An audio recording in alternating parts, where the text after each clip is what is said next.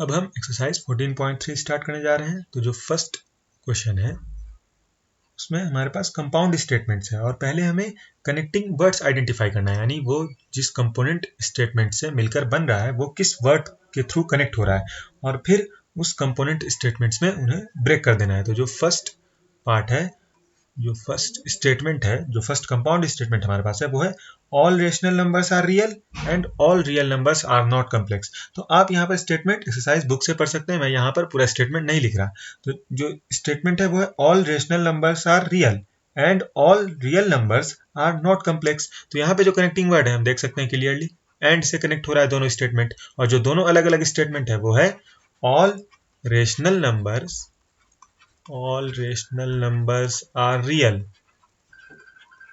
all rational numbers are real, और जो दूसरा कंपोनेंट स्टेटमेंट है वो है all real numbers are not complex। तो all real numbers are not complex, तो complex को हम यहाँ पर जस्ट सी से डिनोट कर देते हैं। तो ये जो दो स्टेटमेंट हमारे पास है, ये जो दो कंपोनेंट स्टेटमेंट हमारे पास है, all rational numbers are real, दोनों अलग अलग स्टेटमेंट हम देख सकते हैं, all real numbers are not complex. तो अब अगर हमें इसे जोड़कर कंपोनेंट स्टेटमेंट बनाना होगा और हमें एंड से कनेक्ट करना होगा, तो जो कंपाउंड स्टेटमेंट बनेगा वो हो जाएगा all rational numbers are real, all rational numbers are real and all real numbers are not complex. अब हम सेकेंड पार्ट देखते हैं। सेकेंड में जो कंपाउंड स्टेटमेंट हमारे पास है वो है square of N integer is positive और निगेटिव। तो हम क्लियरली देख सकते हैं कि यहाँ पर जो दो स्टेटमेंट्स को कनेक्ट कर रहा है, जो दो कंपोनेंट स्टेटमेंट्स को कनेक्ट कर रहा है वो कनेक्टिंग वर्ड और है। तो इसे हम अपस्ट्रोफ शो कर देते हैं कि ये कनेक्टिंग वर्ड है ताकि पता चले ये और कनेक्टिंग वर्ड है। और जो दो कंपोनेंट स्टेटमेंट्स है वो है square of N integer, square of N integer is positive, और दूसरा कंपोनेंट स्टेटमेंट है square of N integer is negative.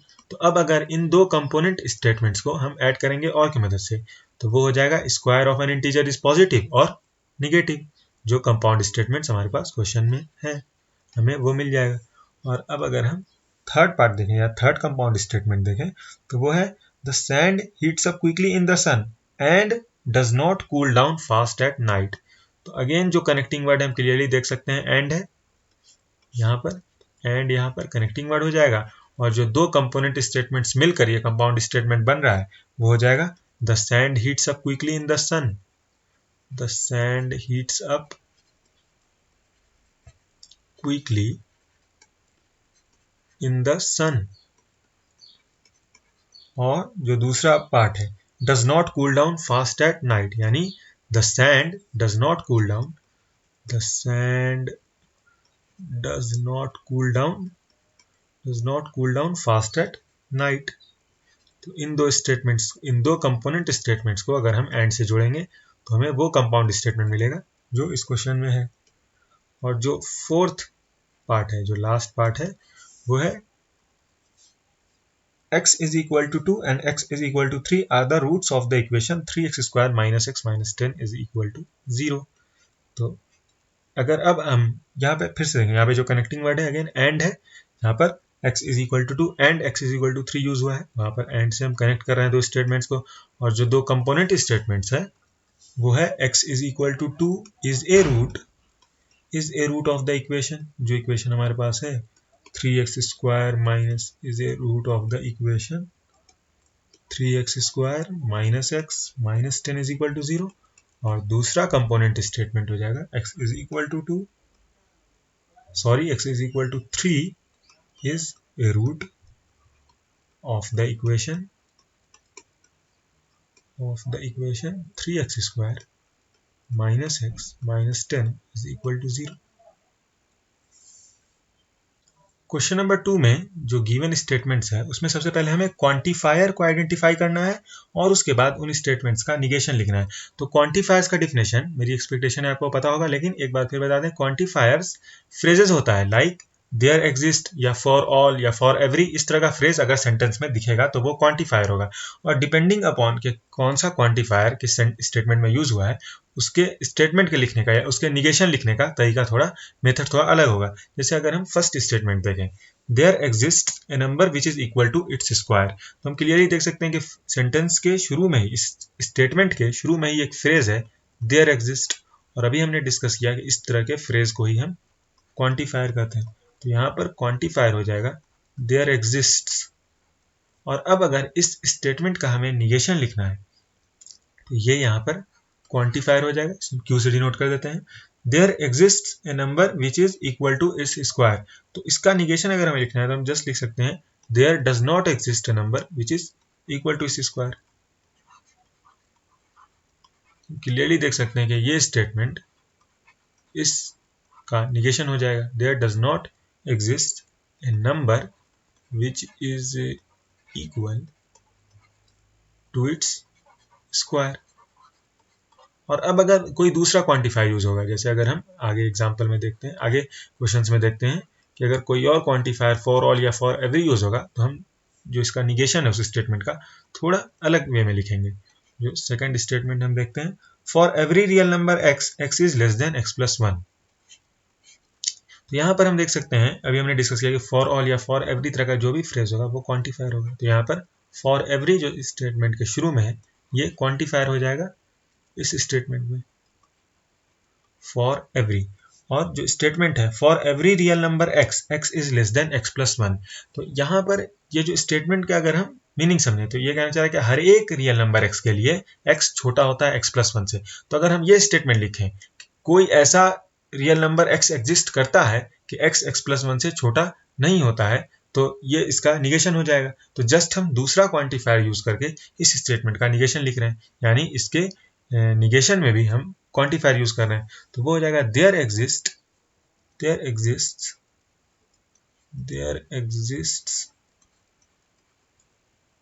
A real number x such that x is not less than x plus 1, या फिर हम लिख सकते हैं there exists a real number x which is not less than x plus 1, which is not less than। और हम देख सकते हैं कि ये इस स्टेटमेंट को, जो स्टेटमेंट था फॉर एवरी यानी हर एक रियल नंबर x के लिए x x प्लस वन से छोटा होगा, इसको निगेट कर रहा है, यानी इसका निगेशन है there exists a real number x which is not less than x plus 1। और अब हम इस क्वेश्चन का थर्ड पार्ट देखेंगे। थर्ड पार्ट में है there exist a capital for every state in India.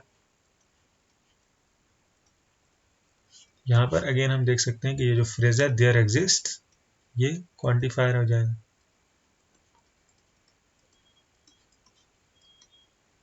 ये इस पार्ट में क्वांटिफायर हो जाएगा। तो ये स्टेटमेंट कह रहा है कि देयर यानी हर एक स्टेट में इंडिया के कैपिटल हर एक स्टेट के पास है। तो अब इसी क्वांटिफायर का यूज करके अगर हम ये स्टेटमेंट लिखें कि there exist a state which does not have a capital in India, या फिर there exist a state in India, there exist a state in India